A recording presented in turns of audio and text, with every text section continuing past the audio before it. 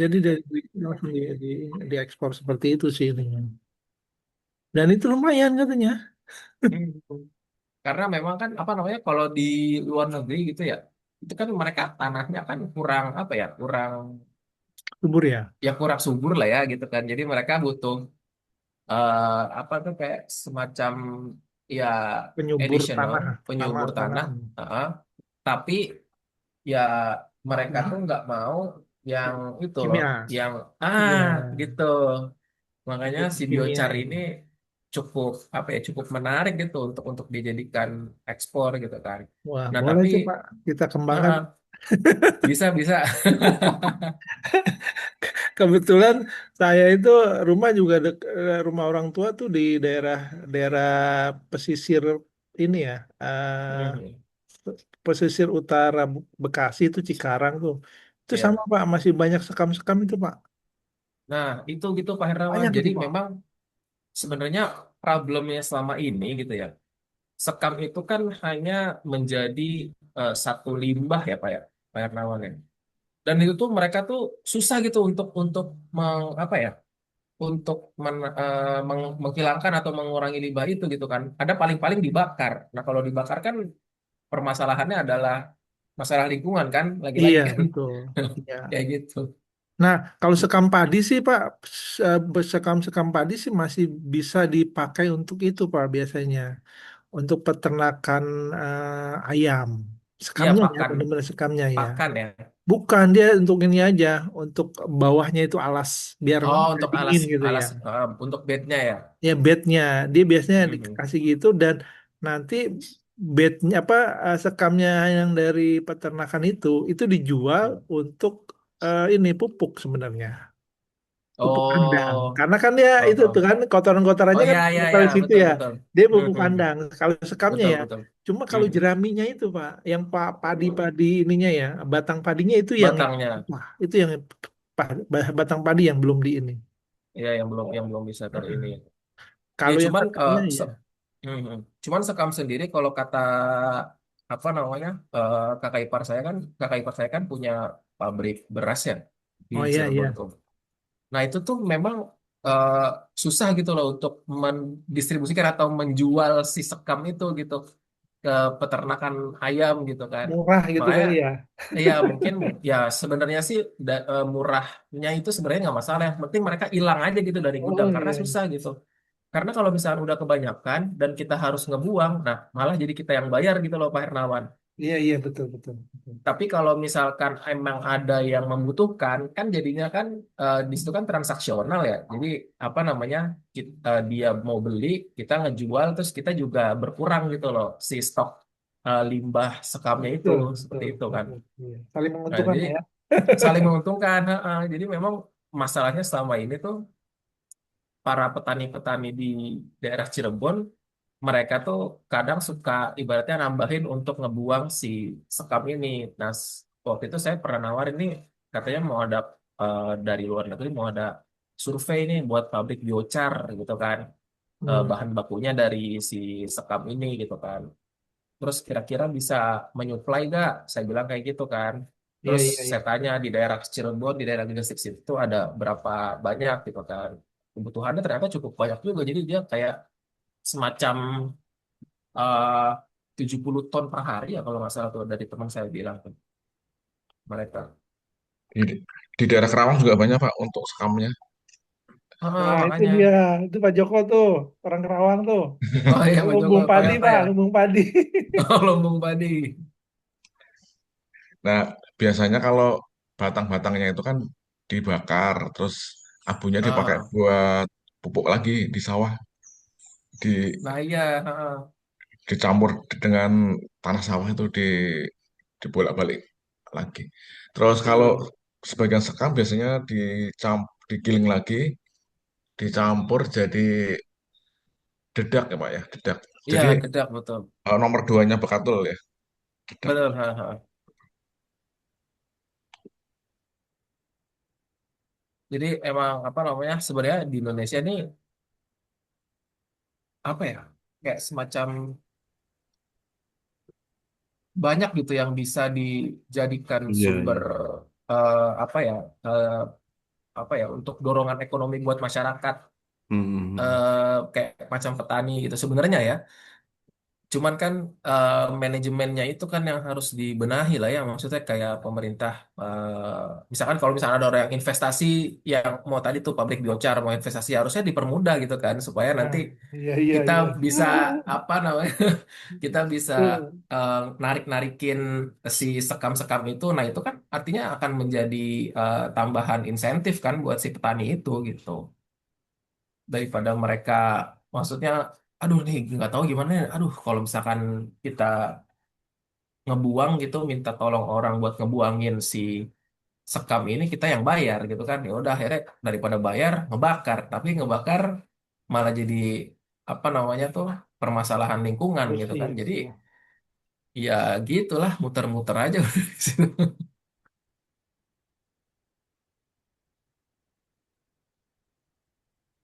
Kita tinggal tunggu Buma ya, Mas Mas Ihsan izin nanti kayak tadi bilangnya ya. oh izin ya Ada Iya. lagi ada nyekar dia apa? Bukan nyekar apa dah? Ada apa? Takziah, takziah. Takziah, takziah. oh takziah oke oke nggak Beliau apa-apa. ini.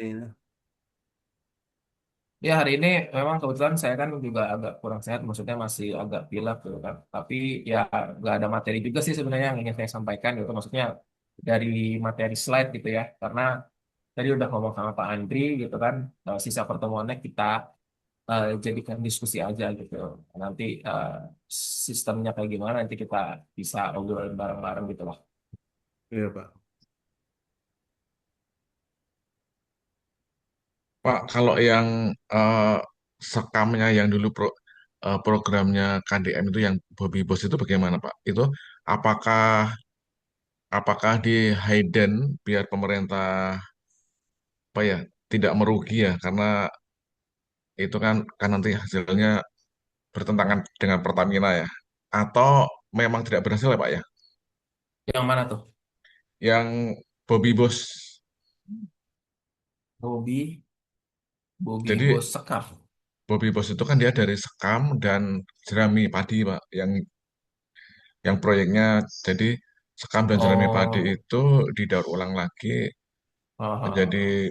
BBM itu loh. Seperti katanya lebih bagus daripada Pertamax tuh infonya Iya, tuh. oh ya, ini saya baru baru baca juga nih. Yang Bobby Boss ini memang kalau dilihat ronnya itu 98 ya, dia di atas dia sama kayak Pertamax Turbo jadinya. Bahkan lebih. Pertamax Turbo 95 tuh ronnya. Eh Nah, itu dia, Pak Joko. Kalau itu saya kurang tahu ya. Mungkin kalau misalkan dari segi kualitas, kalau misalkan memang bisa menyamakan Pertamax, itu akan jadi satu alternatif energi yang cukup baik ya buat buat buat Pertamina. Nah, cuman izin penggunaannya juga masih dalam tahap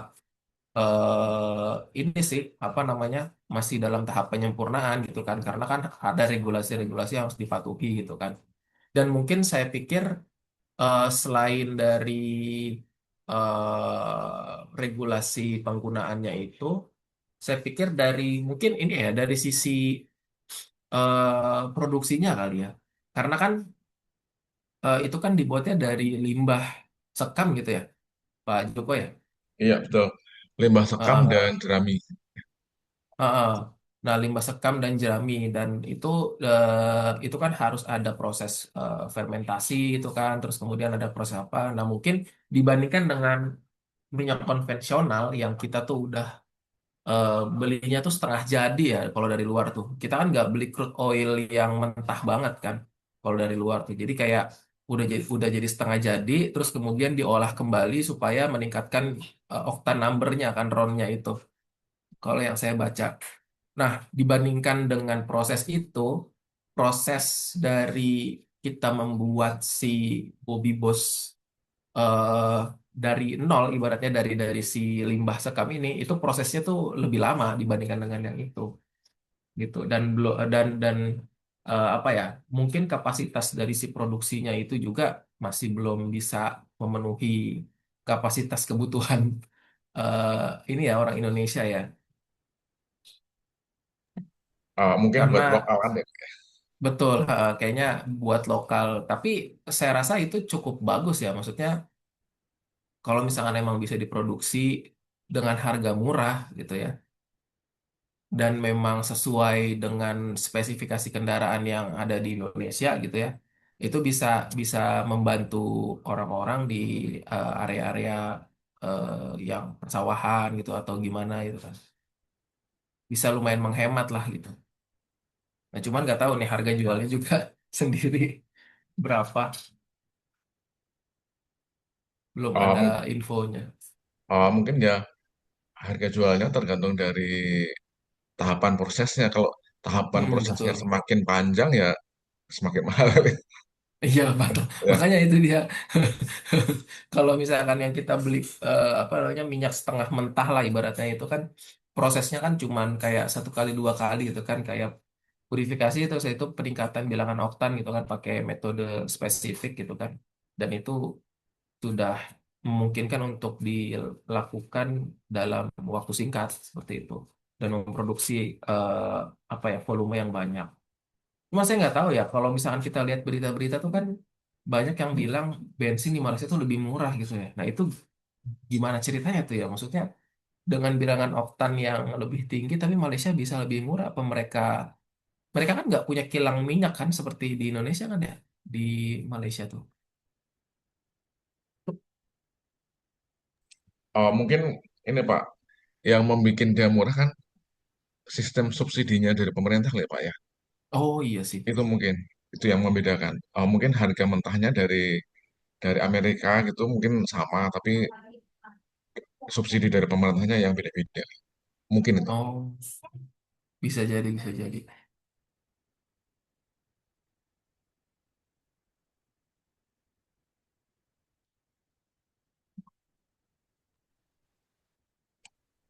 Kalau prosesnya yang Bobby Boss itu kan bagaimana Pak? Apakah jerami difermentasi, kemudian dia dimasak? Heeh. eh, Apakah prosesnya seperti daur ulang minyak goreng ya? Beda Pak ya? eh jadi sebenarnya si sekam ini jadi eh harus difermentasi dulu kan ya. Kalau misalkan yang saya nggak salah tangkap gitu kan ya.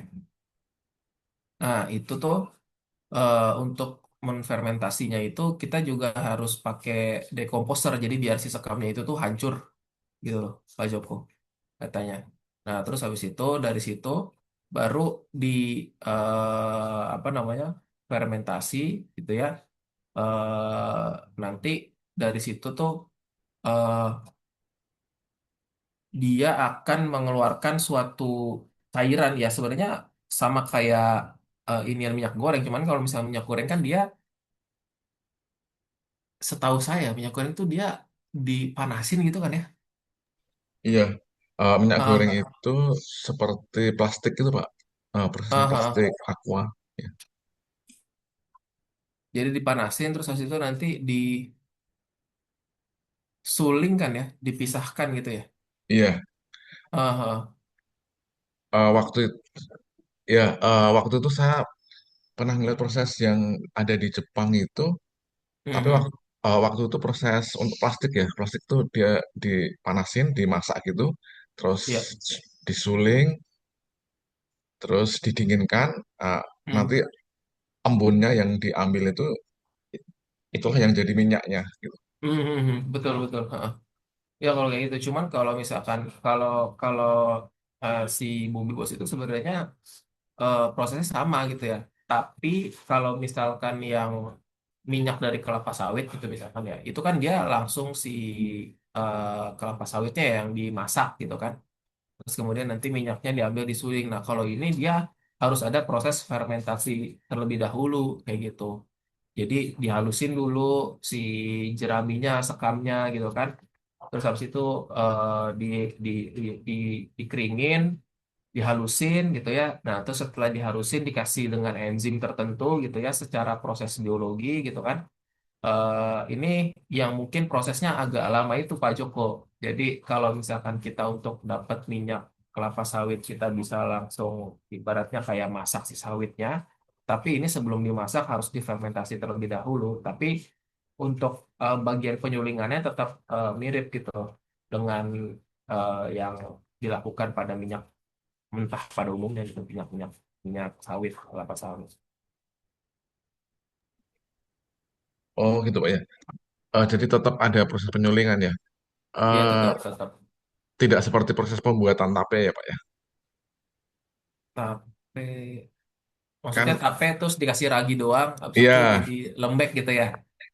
jadi dikasih ragi doang, terus nanti si tape itu dia beroksidasi dengan udara, dia akan menghasilkan cairan. Oh iya ya gitu ya. Oh Eh, iya ya. j- jadi cairannya itu nanti dia cairan tape itu kan nanti dia menjadi brem. Nah, Oh apakah iya. seperti brem itu apa dimasak ya? Kalau kalau brem itu kan dia tidak dimasak, dia hanya cairannya tape yang dikumpulin gitu. Jadi nanti Hmm.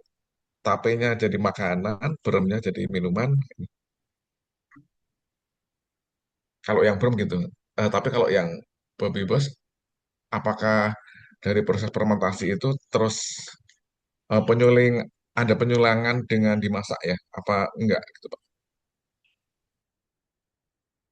eh Sebenarnya kalau misalkan penyulingan yang di Bobby Boss saya nggak terlalu tahu detail Pak Joko ya. Cuman untuk dasar-dasar penyulingan sendiri, maksudnya prinsip dasar penyulingan itu memang harus ada sesuatu yang dipanaskan, kemudian nanti diuapkan, dan kemudian nanti uapnya dipisahkan. Kayak gitu Pak Joko. Oh iya Pak. Hmm.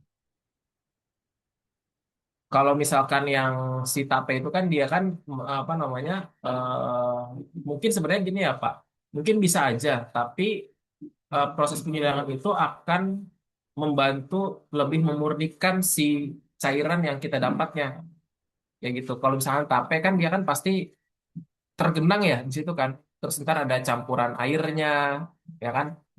Ya. Nah, terus habis itu nanti ada alkoholnya gitu kan dari hasil si brem itu tadi. Nah, penyulingan ini membantu untuk memisahkan bagian air dengan bagian yang murni si eh, alkoholnya itu, Pak. Oh iya iya. Iya sih Pak. Masuk akal sih Pak. Betul. Jadi untuk memisahkan komponen ibaratnya kalau misalkan di kimia tuh komponen pengotor lah ya, kontaminan kayak gitu. Iya, berarti ada proses pemisahan ya. Betul, betul.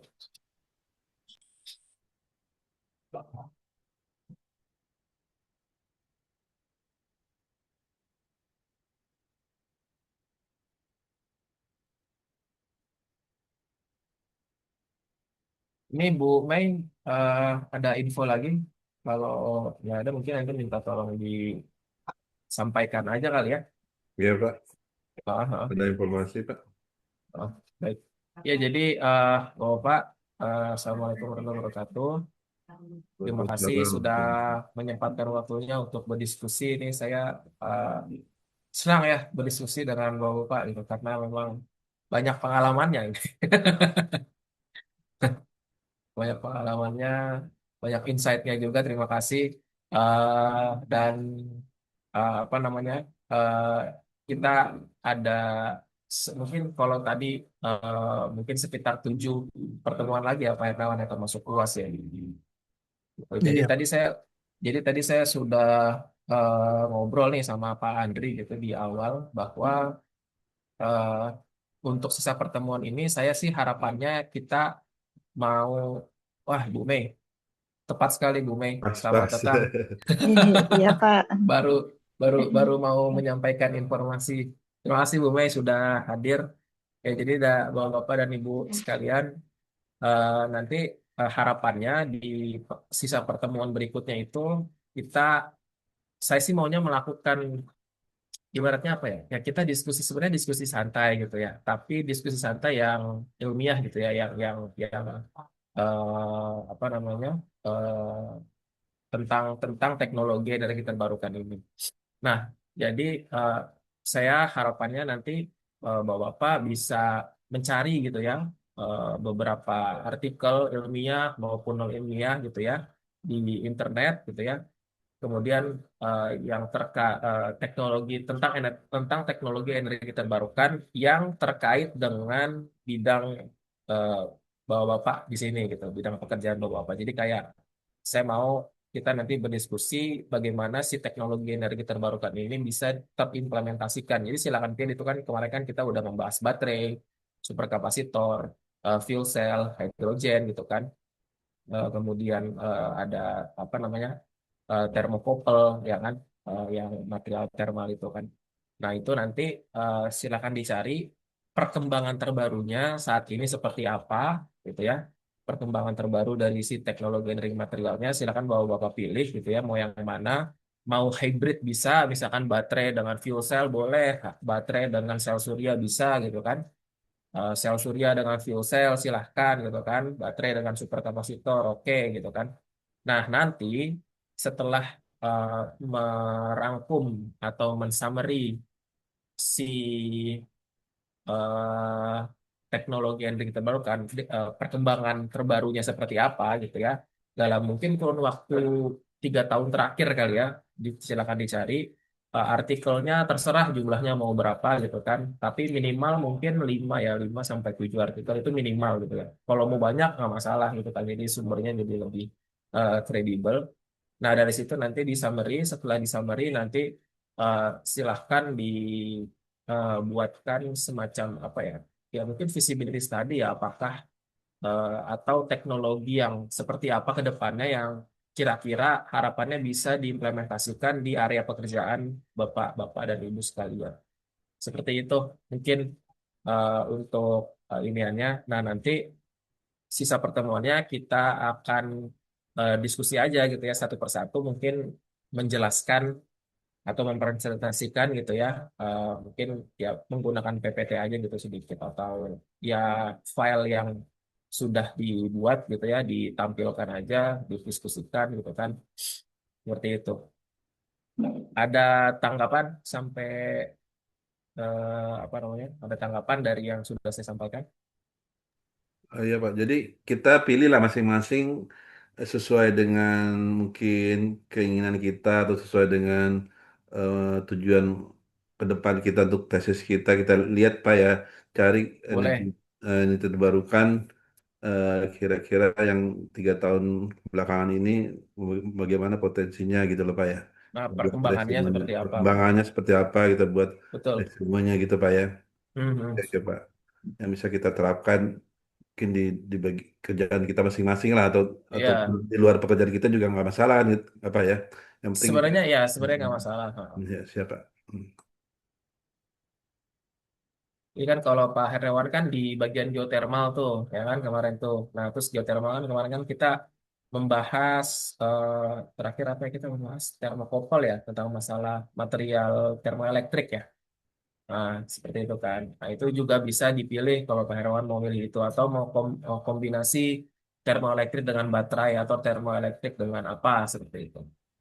Kayak gitu. Nah, itu dicari dulu nih perkembangan teknologinya seperti apa nih 3 tahun terakhir gitu kan. Oh, udah sampai sini gitu kan. Nah, terus kemudian kita buat perandaian lah yang sebenarnya nggak masalah. Kita berandai-andai, ibaratnya kita mengenerate ide, ideas, bagaimana sih nanti perkembangan teknologi ini potensinya kita forecast lah, kita ramalkan ke depannya nanti akan seperti apa supaya nanti bisa tepat guna gitu dipakai di area pekerjaan kita. Seperti itu. Oke, Pak. Atau mungkin yang teknologi yang lain ya. Ah, Iya, boleh, Pak.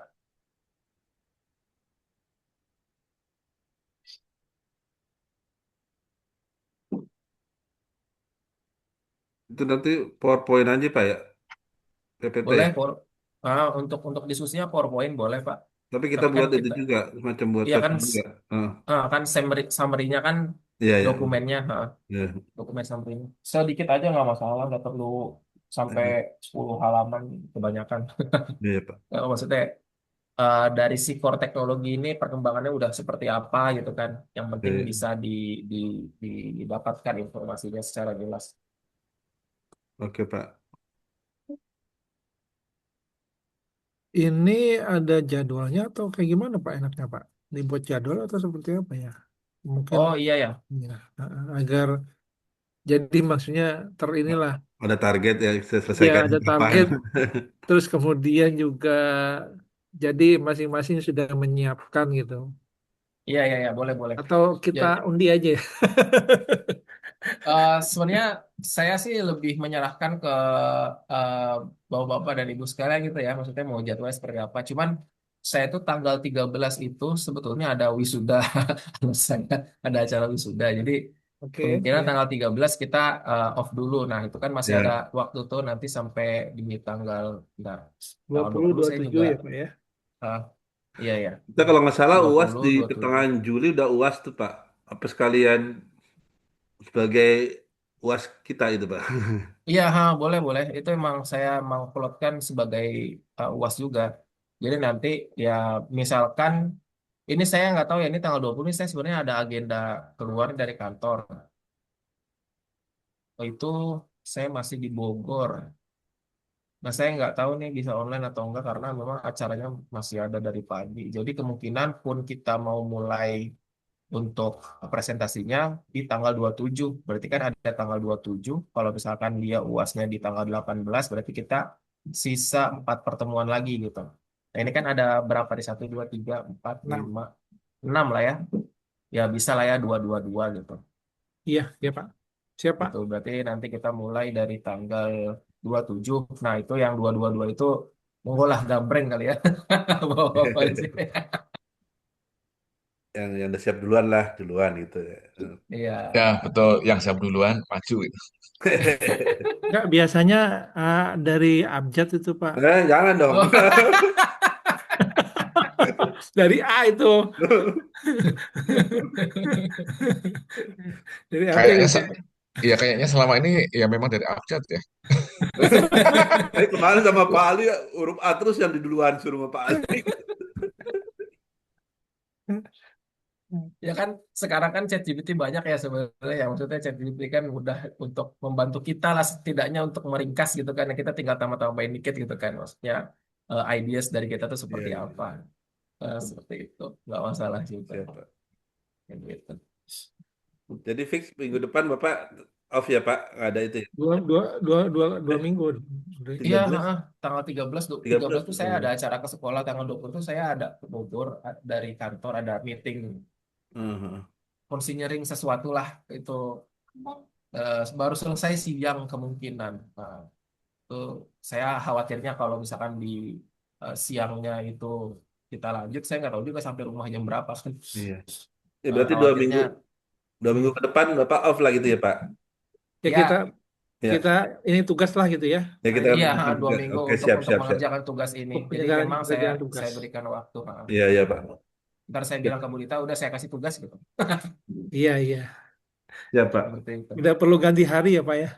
Nggak perlu, tidak perlu ganti hari udah, untuk mengerjakan tugas aja. Karena kan ya maksudnya mungkin di weekday agak kesulitan ya untuk maksudnya mengerjakan tugas dengan 100% gitu kan. Pasti palingan bisa di weekend seperti itu kan Bapak Ibu. Jadi Iya. eh, di weekendnya itu yang apa namanya harapannya bisa dioptimalkan untuk mengerjakan ini gitu.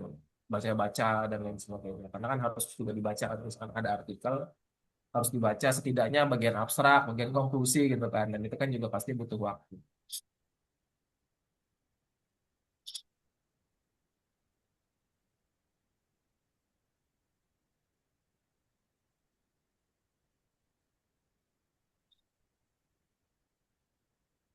Kalau boleh tahu sekarang tugas di mana Pak?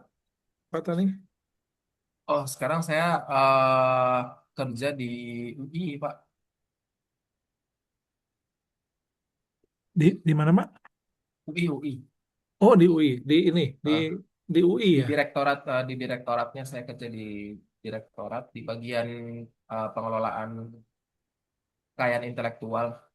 Hmm, Berarti banyak juga ya Bu Mila, Pak Ali sering ke UI juga itu Pak ya, dinas ininya ya. orang UI juga itu. Iya Pak. Oh Pak Ali iya, Ahmudi iya. sama Bu Mila. Oh, ha, ha, ha. Iya, ha, ha. Orang UI juga. Cuman kan kalau misalkan saya kan di sini kan dosen kan jabatannya fungsional ya. Kalau di UI itu struktural jadi.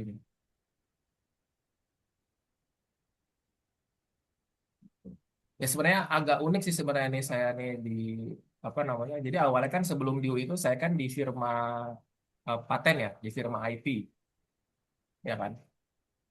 Ngurusin tentang apa pendaftaran paten dari luar negeri ke Dirjen KI gitu kan. Terus kemudian ada bukaan di UI waktu itu sebagai apa namanya kepala subbidang lah. Nah, itu saya coba daftar karena sebenarnya saya kerja di UI ini apa namanya dekat dari rumah gitu kan. Rumah saya kan di daerah Depok ya, di Beji gitu. Jadi kalau yang kantor sebelumnya di Kuningan gitu kan, meskipun kantor sebelumnya tuh ada sistem WFO WFH-nya gitu kan. Tapi agak jauh nih dari rumah gitu. Ya udah saya coba ke UI, keterima, terus ya udah baru per Mei kemarin sih sebetulnya, bulan Mei kemarin.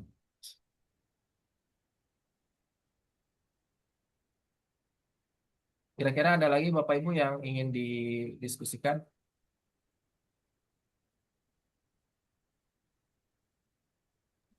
Pak, saya mau nanya, Ya. untuk materinya itu apakah misalnya gini, apakah kita bisa bisa membahas materi daur ulang ya Pak ya? Jadi Daur ulang. bukan dari sumbernya, tapi Mhm. dari yang sudah kita pakai, kita daur ulang lagi, kita repair gitu ya? Apakah itu bisa ya Pak ya? Bisa Oh, di, maksudnya daur dimasukkan ulang ke artikel. teknologinya ya? Iya, misalnya contohnya jadi daur ulang baterai gitu Pak. Oh ya, nggak apa-apa. Selama itu masih berhubungan gitu ya dengan teknologi energi terbarukan, apapun ya, pengembangan materialnya kah, pengembangan metode penggunaannya lah, penggunaan sistemnya, atau Oh ya, ya metode daur ulang dari si teknologi itu nggak masalah. Karena iya, kan itu cukup kritikal juga ya Pak Joko ya, terkait dengan daur ulang tuh, ya kan. Jadi teknologi yang sudah habis pakai gitu kan, gimana didaur ulang supaya tidak mencemari lingkungan, terutama di baterai kan banyak tuh bahan-bahan kimia yang berbahayanya kan, timbal dan sebagainya. iya betul Pak. Contohnya ya, selama ini kan proses daur ulang untuk baterai-baterai listrik itu kan belum ada. Hmm, Nah, jadi agar kita meminimais pembuangannya dari baterai listrik itu kan tidak semuanya rusak ya. betul. Jadi nanti kita pilih-pilihin mana yang rusak banget atau mana yang tidak rusak atau performanya cuma turun sedikit. Nah, itu kita daur ulang lagi, dipakai lagi buat yang Hmm. baru lagi.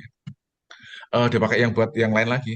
Contohnya misalnya baterai bekas dari mobil itu dipakai untuk bus Pak ya, bisa nggak Pak? Baterai yang bekas dari mobil dipakai untuk BES. Ya sebenarnya kalau misalkan teknologi daur ulangnya memiliki potensi ke arah itu harusnya bisa ya Pak Joko ya. Nah, cuman kan tetap yang harus diperhatikan itu adalah eh, karena baterai kalau sudah dipakai, materialnya kan sudah degradasi. Nah, ketika didaur ulang berarti artinya apa yang perlu di replacement di dalam baterai itu sehingga kemampuan dia untuk bisa menjadi storage itu masih oke gitu kan. Dan nanti bisa digunakan di base itu seperti itu Pak Joko.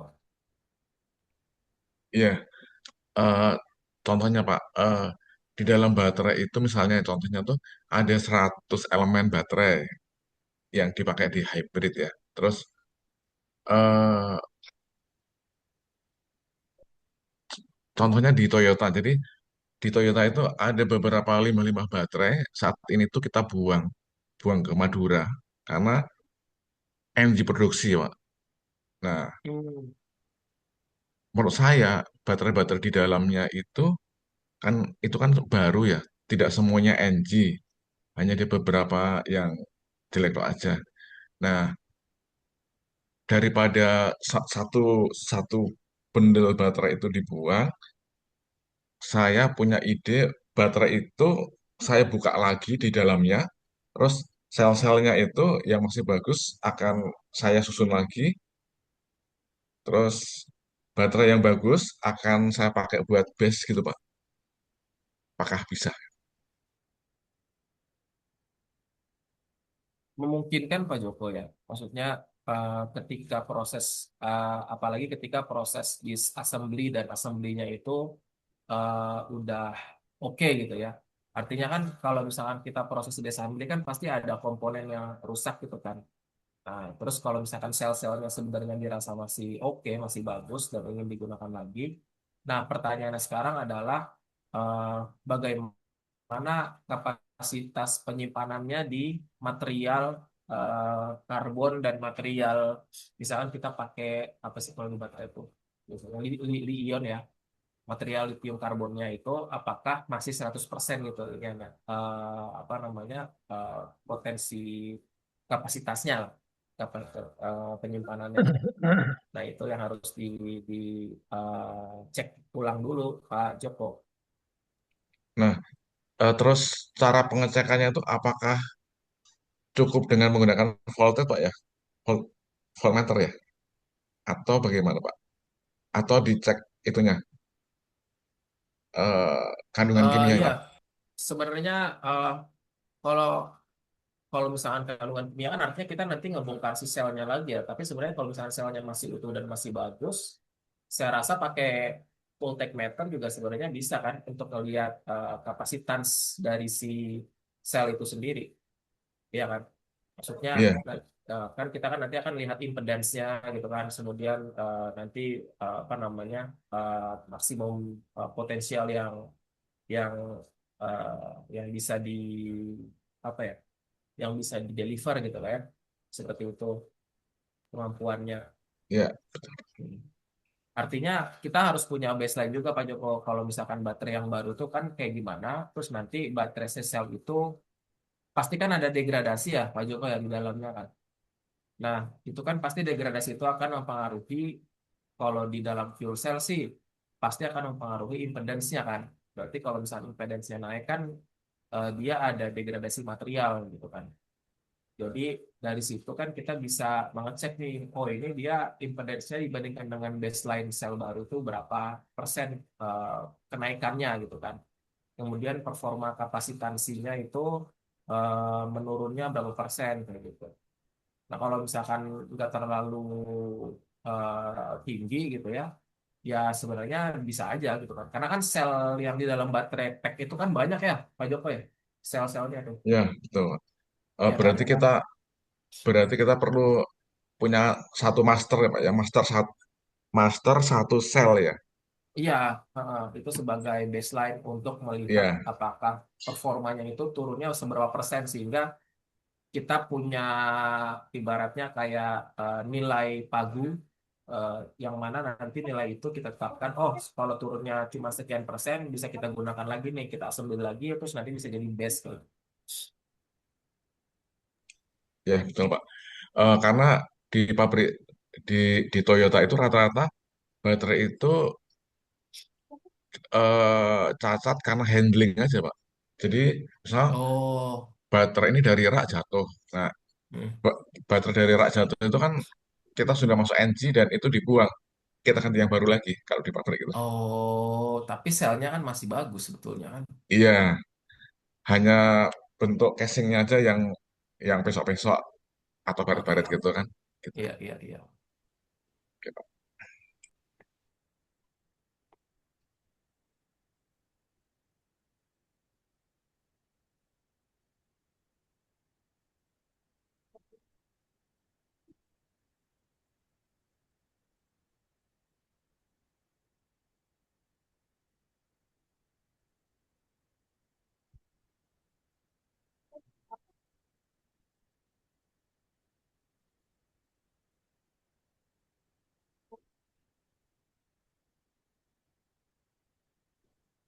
Baik, ada lagi yang mau didiskusikan Bapak Ibu sekalian?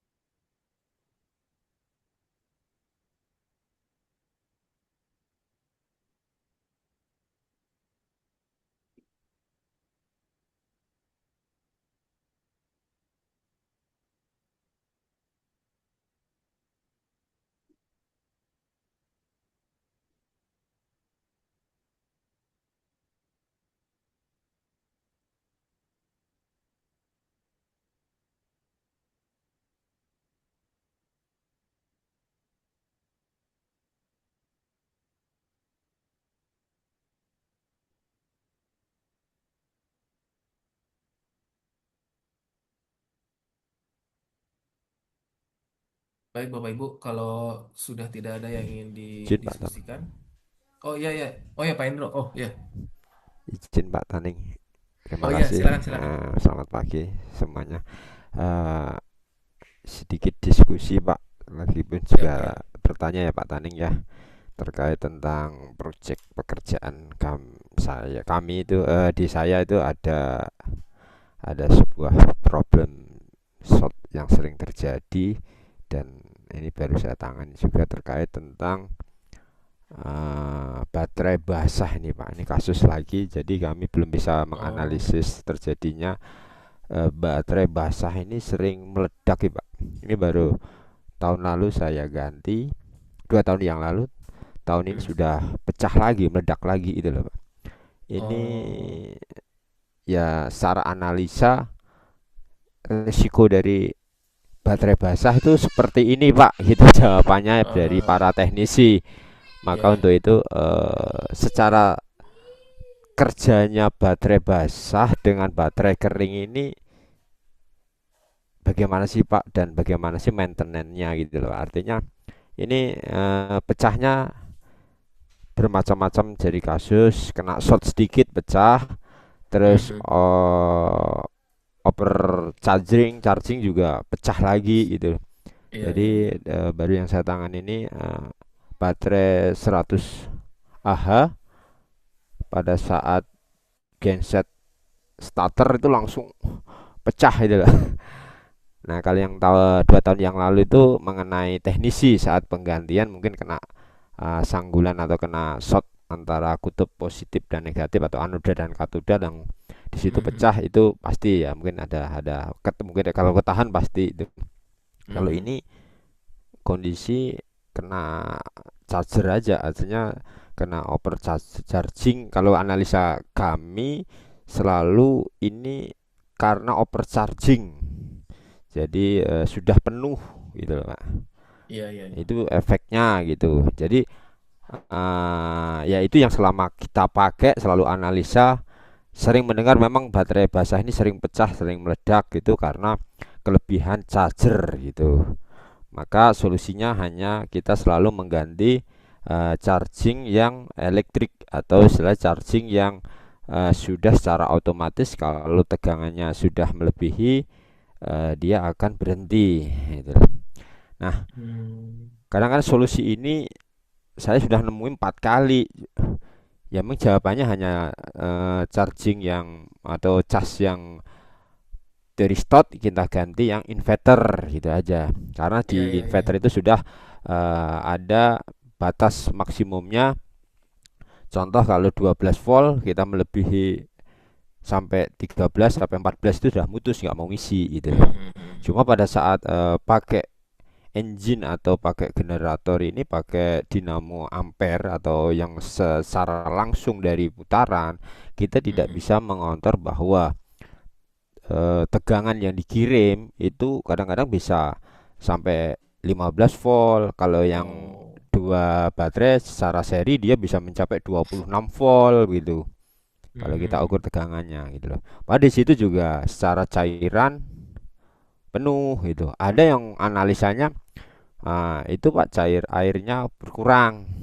Karena berkurang itu dampak dari terjadinya pecah. Terus ada Iya, iya. lagi yang analisa lainnya dari teknisi-teknisi setiap teknisi datang ini overcharging atau tegangannya melebihi gitu. Nah, Mhm. satu sisi kita juga ngamatin sebelum terjadi ledakan juga kita temukan baterai ini gembung gitu loh. Iya. Gembung. Nah, mungkin terkait tentang apa mata kuliah ini kayaknya saya tertarik sekali pengen mendiskusikan atau menanyakan terkait hal tersebut kepada Pak Taning. Kadang-kadang saya juga ya karena awam dan baru mudah-mudahan dapat ada pencerahan dari Pak Taning nih. Memang solusinya kalau kita pakai baterai kering hubungannya nanti adalah costnya tinggi Betul, gitu. betul. Karena selama ini memang bawaannya sesuatu engine, generator dan sebagainya yang besar-besar itu baterainya adalah semuanya adalah baterai basah yang masuk harga gitu. Nah, dari pertanyaan Oh, saya adalah mohon izin ulang lagi sekali Pak untuk terkait sistem kerjanya baterai basah itu kayak apa dan maintenance-nya dan bagaimana untuk menghindari hal tersebut gitu Pak. oke, oke. Itu terkait tentang safety-nya. Kalau secara penggunaan baterai 2 tahun ini harusnya masih oke. Cuma yang jadi masalah dan problem sering muncul ini adalah pecah, pecah terus gitu. Itu karena memang punya potensi sangat bahaya karena cairannya ini yang masih mengandung kimia ini kan sangat berbahaya bagi Iya, iya, para teknisi dan sebagainya. betul. Nah, kalau secara kelemahannya ya tegangannya turun atau mungkin dayanya nggak bisa nahan lama, itu aja itu udah kita secara wajar gitu. Artinya Mhm. penggantian unit dan aman. Tapi kalau sudah terjadi ledakan, pecah kayak gini yang potensi dari insiden dari luka bakar atau luka memar dan sebagainya. Ini yang kami hindarkan gitu loh Pak. Mohon izin Pak Oke. pencerahannya sekali lagi terkait langkah kerja baterai basah gitu loh Pak. Itu Langkah kerja saja maksudnya langkah kerja itu sistem mekanisme, mekanisme mekanismenya. baterai basah itu Iya. antara anoda dan katoda itu dan yang menjadi segi kelebihan dan kekurangannya itu di mana sih yang bisa mengakibatkan fatal fatal atau terjadi insiden hal tersebut itu loh Pak. Karena memang kemarin kita selalu dengar bahwa energi apa baterai basah itu karena dia cairan berdampak kepada sel-sel ini kan mudah korosi dan sebagainya yang Hmm. mengakibatkan tegangannya nggak stabil dan sebagainya itu. Iya. Dibandingkan dengan baterai kering itu kemarin saya sangat aduh apa ya sangat minim yang saya terima itu loh Pak. Mungkin sekali lagi karena ini muncul kasus baru 2 minggu yang lalu sehingga saya untuk argumennya ini saya kurang memuaskan sih kepada customer atau menangani kasus ini. Oke. Iya. Nah, karena di mata kuliah ini sangat sesuai dengan hal itu, maka saya izin untuk bertanya dan mohon untuk masukan dan pencerahannya Pak Tani. Terima kasih Pak itu Pak. Iya. Baik. Bentar, bentar. eh Oke siap. Baik. Terima kasih Pak Endro gitu ya. Jadi di sini tadi pertanyaannya itu kan terkait dengan bagaimana mekanisme kerja ya pertama ya dari si baterai basah itu. Baterai basah ini kan berarti kan aki, semacam kayak model aki gitu kan ya Pak Endro. Jadi aki itu kan dia di dalamnya itu ada satu ruang untuk menyimpan si cairan elektrokimianya yang berupa H2SO4 kalau nggak salah. Jadi selama ini memang masih pakai H2SO4. Kemudian di dalamnya itu kan dia ada banyak plat ya, banyak plat yang nantinya digabungkan Betul. menjadi satu rangkaian elektroda dan nanti dari situ akan terjadi reaksi pengosongan ya. Kalau misalkan baterai kan ada charging, ada discharging gitu ya. Nah, ketika Ya, discharging itu kan dia nanti akan menarik akan menghasilkan suatu reaksi elektrokimia gitu ya, reaksi asam sulfat. Dia akan bereaksi dengan apa namanya plat timbalnya itu. Jadi si H2SO4 ini akan pecah menjadi H plus dan kemudian menjadi ion sulfat gitu. Jadi H2SO4 ini dia akan menjadi H plus dan menjadi ion SO4 minus seperti itu. Nah, ketika dia pecah, ya kan, nanti di situ akan ada pelepasan elektron gitu ya di plat negatif. Nah, elektron inilah yang nanti akan mengalir keluar gitu ya, eh keluar ke eksternal sirkuit. Nah, nanti elektron inilah yang digunakan menjadi energi listrik. Seperti itu, Pak Indro. Itu untuk proses dischargingnya, ya. Jadi setelah reaksi perpisahan antara H2SO4 menjadi H2 plus plus SO4 minus, ya kan? Nanti ada elektron yang keluar dari plat logam timbal gitu di elektroda negatifnya, itu anoda ya. Nah, kemudian eh, ketika proses pengisian gitu ya. Nah, arus listrik ini akan dikirim balik nih dari luar masuk ke dalam si eh, selnya ya. Masuk ke dalam plat ya kan dialirkan melalui plat timbalnya ya kan. Nah, molekul-molekul timbal sulfat ya. Jadi kan tadi kan ketika discharge itu H2SO4 berubah menjadi H plus dan SO4 minus. Nah, si ion SO4 minus ini akan nempel di plat timbal Pb, akan menjadi molekul PbSO4 ya. Nah, nanti ketika ada elektron mengalir ke si plat-plat timbal ini, si molekul PbSO4 ini akan terpecah menjadi Pb murni gitu ya. Jadi plat Pb-nya jadi kayak ibaratnya kalau misalkan ini loh Pak Indro, kita ada apa namanya tuh besi, ya kan? Terus besi karatan. Nah, besi karatan itu kan teroksidasi ya. Nah, oksidasi ini artinya ada penempelan si molekul oksigen, ya kan? Nah, cara untuk menghilangkan oksidasi ini, kita alirkan arus listrik, oksigennya lepas. Dia menjadi Fe lagi. Nah, sama juga dengan halnya timbal. Nah, si timbal ini Pb, ini kan apa namanya? Di sekitarnya adalah larutan H2SO4. Nah, ketika si larutan H2SO4 ini bertemu dengan Pb, dia akan otomatis terjadi pemecahan atau perpisahan antara ion H plus dengan ion SO4 minus. Nah, ion SO4 ini nempel ke Pb menjadi PbSO4. Nah, itu ketika digunakan. Nah, ketika di charge, si SO4 ini akan lepas lagi dan si Pb akan menjadi Pb lagi, bukan menjadi PbSO4. Nah, itu proses ngecharge-nya. Nah, itu dari mekanismenya kan seperti itu. Nah, kemudian eh, yang menjadi permasalahan itu adalah ketika dia bereaksi gitu ya, ketika dia digunain eh, si akinya digunakan arus listriknya gitu ya. Nah, ini reaksi elektrokimianya ini nggak akan 100% sempurna terpecah menjadi hanya H2 H plus aja dan SO4 minus aja. Nanti ada pembentukan H2O. Jadi ada pembentukan air di dalamnya Pak Endro. Seperti itu. Nah, ketika nanti ada kandungan H2O-nya, H2O-nya gitu kan, karena tidak sempurna tuh pemisahan H2SO4-nya gitu kan, menjadi H2 menjadi H plus dan SO4 minus. Itu ketika nanti di charge, dimasukin lagi arus listriknya, nah si H2O-nya ini akan terpisah jadi elektrolisis. Akan ada proses elektrolisis juga di situ, proses proses elektrolisis air, water elektrolisis.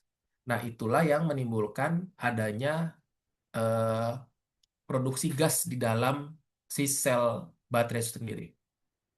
Produksi gas H2 dan produksi gas O2. seperti itu. Nah, eh, jadi eh, cara maintenance-nya, jadi ketika ketika si H2O ini menjadi gas, volume si aki ini kan akan berkurang ya, Pak Indro. Nah, makanya salah satu maintenance yang cukup sering itu adalah penambahan cairan aki. Itu penting. Terus yang kedua, pastikan si akinya ini memiliki ventilasi yang cukup ketika dia dicas sehingga si gasnya itu keluar. Jadi dia nggak ngembung di dalam gitu loh, Pak Hendro. Nah, mungkin penggembungan yang terjadi selama ini itu karena mungkin ya pertama bisa jadi overcharging. Karena overcharging itu kan dia akan terus-menerus menghasilkan gas H2 dan gas O2. Gas H2 dan gas O2-nya ini terperangkap, ya kan? Nah, kemudian eh, ledakan itu terjadi karena ada gas H2 yang terperangkap, kemudian terjadi percikan api yang tadi Pak Indro bilang, karena adanya short itu tadi. Itu kan ada percikan api. Sedangkan gas H2 itu salah satu jenis gas yang dia tuh mudah terbakar, flammable. Makanya di fuel cell itu memang kita harus berhati-hati tuh, kayak gitu. Itu dari untuk safety mekanismenya gitu ya. Nah, terus kemudian untuk masalah chargingnya, memang kalau di aki, kalau misalkan kita make charge atau adaptor charging yang nggak ada BMS ya sebutannya kalau sekarang tuh, Ya, Battery Management System. kompens. Nah, ya, nah itu kita harus waspada kan. Jadi ya in the end kita untuk ngecasnya harus ngecek manual gitu Pak Indro. Kalau misalkan emang kita belum memiliki satu automatic system untuk ngecas aki, kayak gitu.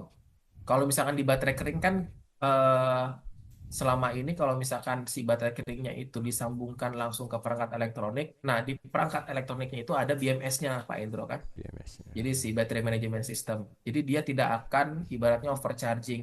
Sedangkan overcharging di aki itu akan menyebabkan eh, penumpukan produksi gas H2 dan O2 itu tadi yang menyebabkan bisa jadi kembung.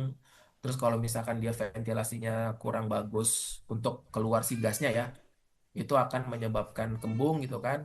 Dan ketika dia gasnya leak terus ada percikan, nah itu kalau misalkan itu akan nyamber ke dalam. Itu jadi kayak ibaratnya kayak ada tabung gas bocor. Kan si gas ini harus keluar nih sebenarnya nih. Iya, iya, Tapi betul. terperangkap, tapi keluar dikit-dikit. Tapi masih ada yang terperangkap nih. Ketika ada yang keluar dikit-dikit, artinya kan kalau misalkan ada api dari luar, dia akan masuk nyembur ke dalam kan. Buff. Nah, dan itu terjadi ledakan. Hmm. Iya, iya. Oh, berarti yang selama ini kelihatan di dalam charging pada saat ada charging ataupun ada arus masuk itu memang terjadi kayak gelembung-gelembung yang naik itu, Pak. Blub, blub, blub, blub, blub, blub. Iya, Itu yang disebut namanya H2 ininya ya, Pak ya.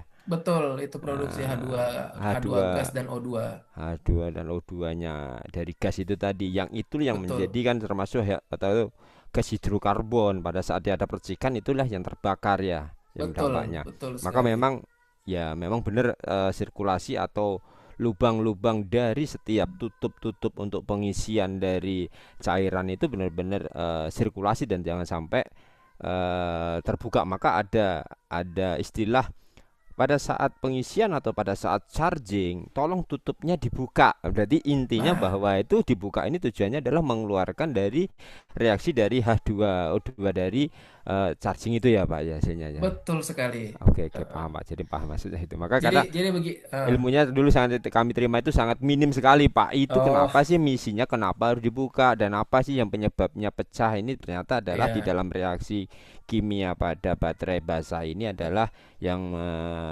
menghasilkan sebuah H2 tadi yang berdampak pada betul, risiko betul. kalau terlalu tekanannya tinggi pasti pecah gembung, tapi kalau Heeh, ada sumber api akan terjadi boom ataupun jadi segitiga api, itulah ya, panas, ada betul. bahan sama. Oke, oke, oke Pak. Masuk Pak, terima kasih banyak Pak. Itu. Jadi Iya, dari segi disitulah kami yang akan pengen heeh, dapatkan seperti itu. iya.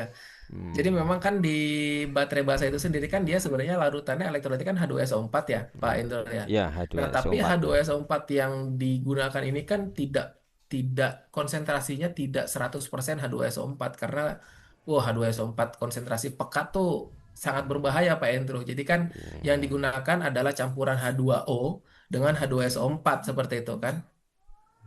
Nah, jadi ketika dia itu di charging, H2O-nya juga ikut terelektrolisis. Jadi bukan cuman Pb2SO4-nya aja, Pak Endro. Iya, iya, iya, Mbak. Ya artinya dalam kondisi baterai itu memang benar-benar adalah ruang ruang untuk ruangan udara atau sorry ruangan untuk ventilasinya harus ada lah intinya Ya, ya Pak ya. harus ada betul Jadi betul ketika kan kita charging. nggak mungkin akan selalu buka kan, mungkin 2 3 tahun, 4 tahun, 5 tahun itu kan baterai selalu terhubung dengan charging sama terhubung dengan langsung dinamo starter dan sebagai instrumen lainnya. Maka untuk Iya.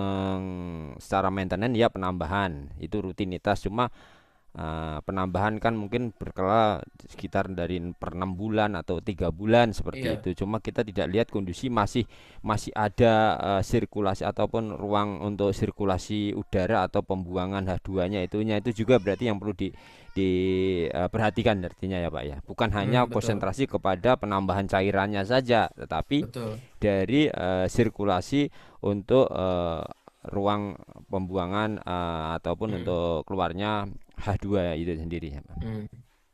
Jadi Bisa, memang bisa. bisa bisa di ini juga Pak Intro. Ketika kita menambahkan volume si cairan elektrolitnya itu, Hidrolik. jangan sampai itu kepenuhan. Jadi kita harus menyisakan ruang itu tadi juga untuk kalau misalkan emang. Jadi biar nggak mudah Penguapannya. menggembung. Gitu. Hmm, Biar nggak mudah gembung. Karena kan ya. pasti apa namanya antara cairan sama udara kan dia akan saling ini ya apa namanya tuh Pergerakan main naik turun iya ya. naik turun gitu kan. Nah kalau Ya, misalkan ini dia cairannya dia full melebihi ya.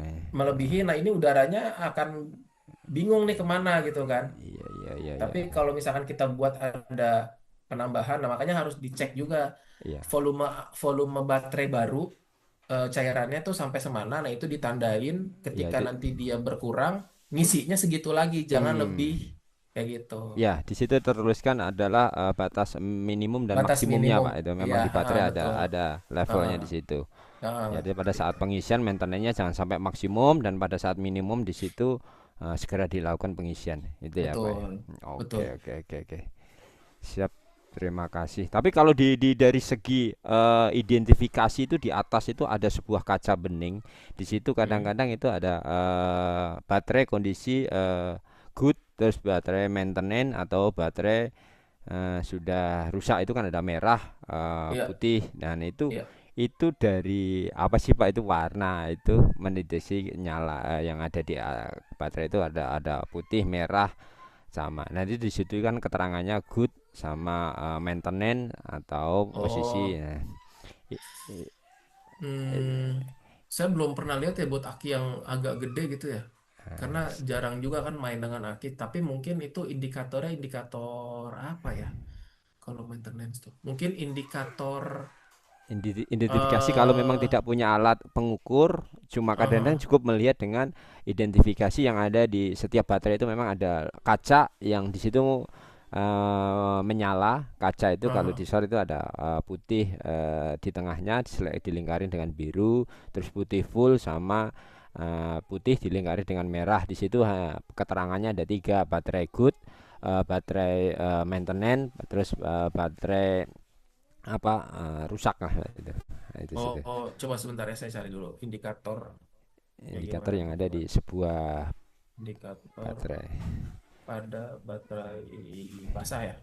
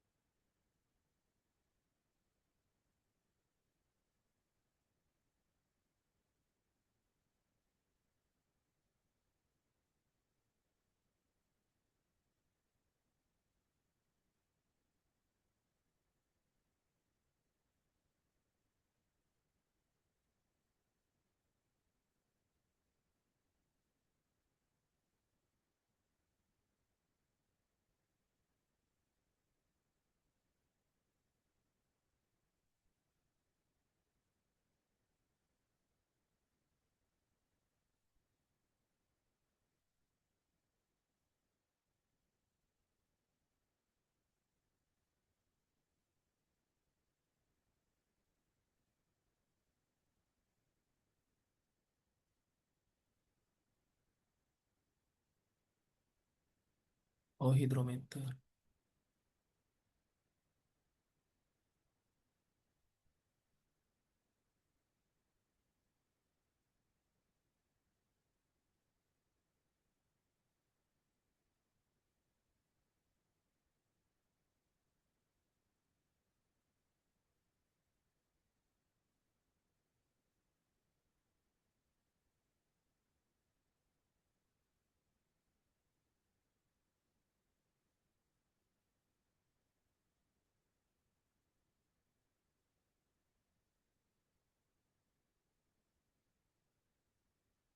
Oh,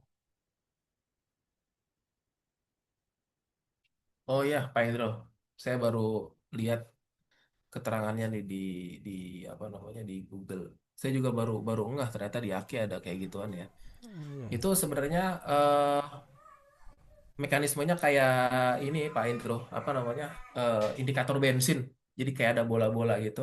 Kalau bensinnya kosong kan dia akan jatuh gitu ya. Terus kalau bensinnya penuh dia akan naik. Terus ntar nanti ada indikator. Kalau di motor kita kan begini kan. Nah kalau yang itu dia indikatornya untuk menghitung massa jenis dari si cairan elektrolitnya. Nah, jadi kan kalau misalkan cairan elektrolit yang bagus itu kan misalkan kayak kandungan airnya eh, 50%, kandungan asamnya 50% gitu misalkan. Nah, kemudian kan kita pakai, kemudian nanti yang lebih banyak akan lebih banyak terbentuk H2O-nya. H2 konsentrasi H2SO4-nya berkurang. Nah, itu kan akan menyebabkan berkurangnya arus listrik kan dari situ. Kalau misalkan H2SO4-nya berkurang. Karena kan yang digunakan untuk proses elektrokimianya kan si H2SO4-nya gitu Pak Endro. Kayak gitu. Jadi apa namanya indikatornya itu menandakan bahwa ini kandungan H2SO4-nya yang ini kandungan H2SO4-nya kurang gitu kan. Nah, yang satu lagi kandungan H2SO4-nya udah tinggal sedikit banget gitu harus segera diganti. Nah, merah itu menandakan itu.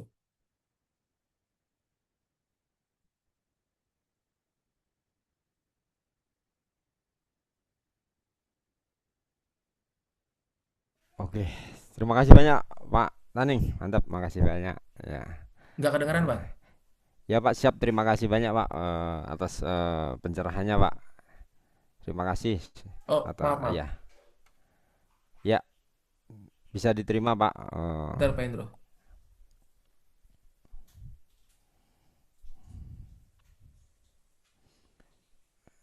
Siap, siap, siap Pak. Terdengar ya Pak suara saya Pak?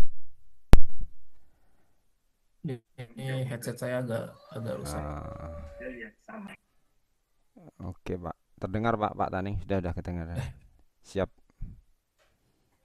Gimana Gimana, Pak, suara Pak? suara saya terdengar Pak? Oh ya, sekarang kedengaran. Ini Oke. headset saya agak rusak, maaf.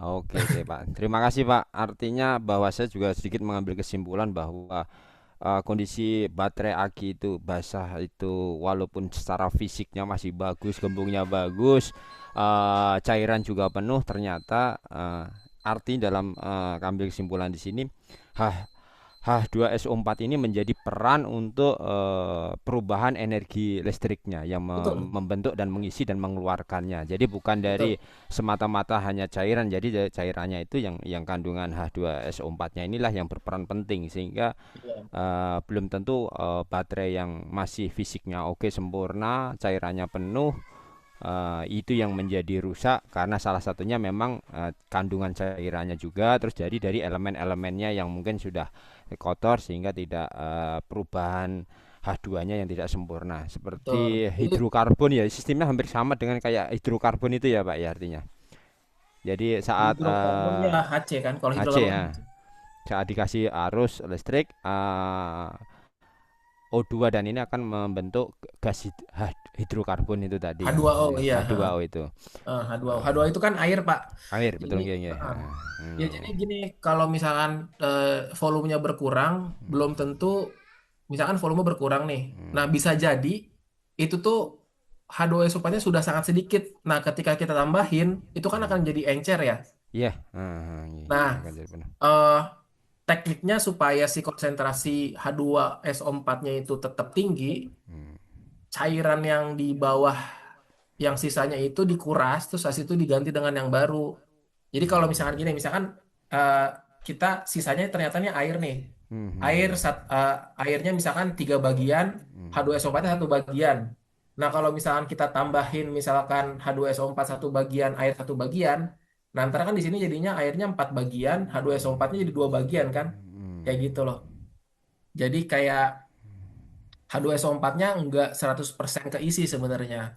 Kalau misalkan memang yang di bawah itu sisanya air doang dan maksudnya H2SO4 tinggal sedikit. Nah, tapi itu cara ngeceknya emang agak sedikit sulit kan ya kalau misalnya untuk mengecek yang seperti itu. Oke, Jadi berarti sedikit paling Pak, saya potong dulu dikit Pak. ya, Artinya di sini cairan H2SO4 dan O2 ini kan kadang kita saat pengisian baterai, saat pengisian aki, air aki atau cairan ini sendiri kan selalu ada pilihan H2SO, ada dua pilihan lah, ada warna merah sama warna putih Mas itu ya. Nah, di ya, situ memang si penjual juga nggak bisa menerangkan ini yang maksudnya yang mana kita pakai yang mana gitu loh. Nah, ini mungkin menjadikan salah satu kesalahan fatal yang mengakibatkan baterai ini tidak mau mengisi atau tidak penuh. Ini ya, mungkin dari reaksi ini yang kita isi ini cairan O2-nya atau cairan HSO4-nya gitu loh. Cuma iya pada saat H2. kita beli baru memang sudah bentuk cairannya terpisah, itu memang langsung diisi penuh. Pada saat maintenance kita ngisinya ini yang jenis apa kan gitu mungkin kali. Iya. Oke oke oke Pak. Jadi kita usahakan cari tingkat H2SO4-nya itu yang konsentrasinya tinggi kalau misalkan mau diisi ulang, Hmm. supaya menyeimbangkan dengan kandungan misalkan misalkan di volume cairan volume sisanya itu lebih banyak H2O-nya daripada H2SO4-nya. Sedangkan kan yang berperan penting dalam arus listrik dan pengisian di dalam aki itu kan H2SO4-nya kan. Iya Nah, iya. artinya ketika kita mengisi, coba cari kandungan H2SO4-nya yang Yang konsentrasinya lebih tinggi lebih gitu. tinggi. Oke, siap. Terima kasih Pak Taning. Alhamdulillah, makasih Pak. Ya, Sampai di sama-sama sini. Pak Indro. Ya, terima kasih banyak. Assalamualaikum.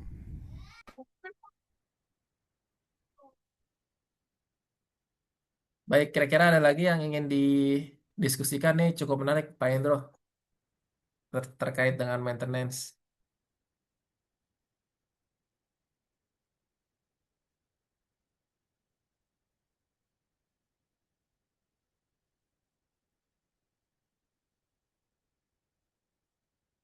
Baik, kalau tidak ada mungkin bisa kita cukupkan lah ya pada hari ini. Selamat datang Pak Isan. Tadi untuk yang apa namanya assignment-nya mungkin bisa disampaikan lah ya sama rekan-rekan yang ada di sini gitu. Baik, kalau sudah tidak ada lagi, mari kita cukupkan perkuliahan kita di pagi hari ini. Mudah-mudahan kita bisa menambah hazanah keilmuan kita semua gitu ya dan menambah manfaat bagi kita dan sekeliling kita. Baik, terima kasih. Kurang lebihnya mohon maaf. Assalamualaikum warahmatullahi wabarakatuh.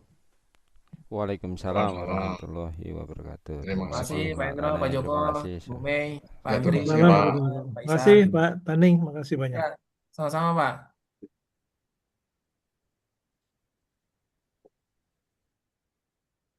Siap, siap, siap, siap. Adik, adik Pak cepet dek Andri, udah. Dari, yo, gimana Pak Surya mau belum? Anu ya.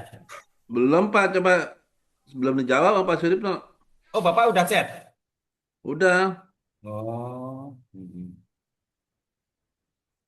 ya saya nggak ngechat, saya nggak berani Pak. Hah? Ya kayak kemarin kan saya chat, oh nggak bisa, saya tetap siang aja ya. Gitu yang dulu ya.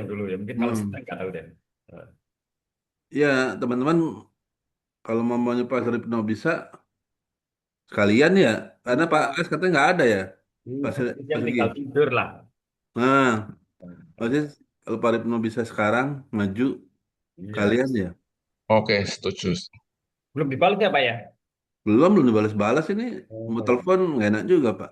iya Pak nggak ya? Sugi lah tuh Pak. Oke deh Pak Andri, makasih Pak Andri.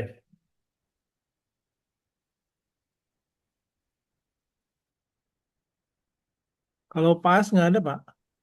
Pas nggak ada itu. Pak As, yang ini nggak ada Pak, ada keperluan apa tadi itu? Jadi pertemuan apa itu? Untuk nanti Ya, siang. harapannya di sisa pertemuan berikutnya itu kita, saya sih maunya Jadi tetap 1:30 ya. Berarti tetap setengah dua. Kalau Pak Andri, nanti informasi dari Pak Andri tuh. Pak Andri yang udah lihat Pak Suretno katanya. Uh, Pak Andri ini kayaknya sekarang jadi admin ini kayaknya nih. Pas Ganan nih, jadi Jadi wak- wakilnya Pak Admin. Sugi, Ini asisten Pak Sugi nih. Maaf, maaf, maaf. Mantap, dia tuh mantap. Mas Isan belum dapat info Mas Isan. Tugas Pak Taning. Ya, di Nih, sisa pertemuan dengerin berikutnya aja itu lah ini yang saya rekam tadi.